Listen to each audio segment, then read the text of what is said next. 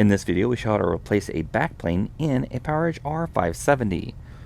Before working inside your system, read through and follow the safety guidelines to protect your system from potential damage and ensure your personal safety.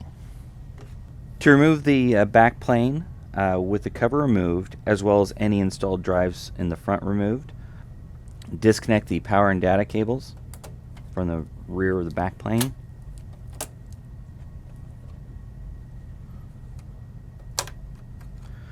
And then pull out on these blue tabs, lift up to remove the backplane.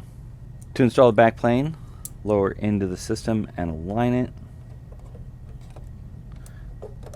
Put it back on the hooks, dropping it into place. Then reconnect the disconnected power and data cables.